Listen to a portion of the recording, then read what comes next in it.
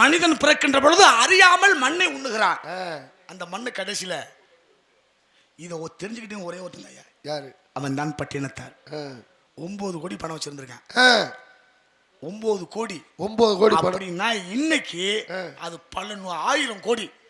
அவர் என்ன நினைக்கிறாரு, அப்படியே காசு எடுத்து கையில் பார்க்குறாரு, பார்த்துப்பட்டு நினைக்கிறாரு, டே இவ்வளவு பணம் வச்சிருக்கான், ஒருவேளை நாளைக்கு நம்ம செத்து போயிட்டோம்னா இந்த பணம்லாம் என் கூட வருமா, இந்த பணத்தை நான் தானே சம்பாரிச்சேன், ஒருவேளை செத்தா என் கூட வருமா அப்படின்னு நினச்சிக்கிட்டு ஒரு ஊசியை கையில் எடுக்கிறாரு.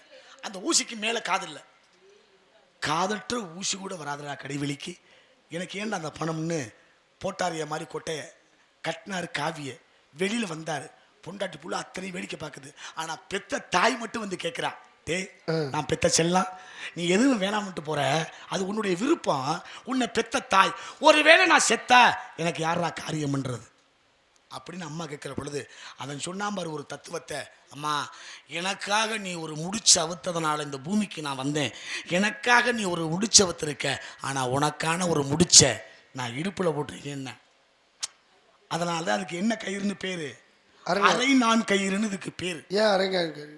பாருங்க என்ன பேரு, அரைஞான் கயிறு. அரைஞான் கயிறுன்னு பேரு. மனுஷன் உடம்புல இது தாங்க அரை பகுதி, மேலையும் இல்லை கீழையும் இல்லை, நடுவில் அரை பகுதி.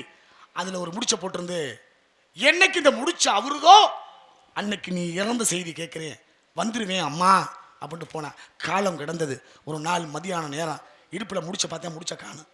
ஒருவேளை அம்மா அப்படின்ட்டு அங்கேருந்து குடியாந்தா பார்த்தா, எங்கடா எங்கள் அம்மா, உங்கள் அம்மா செத்து சுடுகாடு, ஓடினேன் சுடுகாட்டுக்கு. அங்கே உள்ளவன் பூரா விறகு கட்டையை அடுக்கி தூக்கி மேலே வச்சான்ல, எல்லாத்தையும் தள்ளி விட்டான்.